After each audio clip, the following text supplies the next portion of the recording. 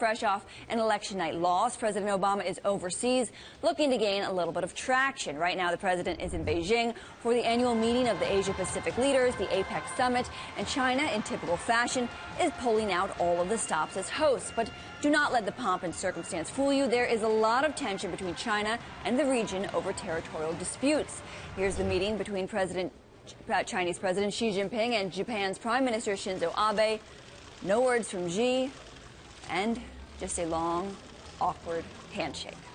It was about as awkward and cold as it could get. I think you talked to Japanese officials after the meeting, and they said, look, it was a good first step. There's a lot of repairing that needs to be done in this relationship, a lot of instigating going back and forth from both countries over the last couple of years, but at least they were willing to meet.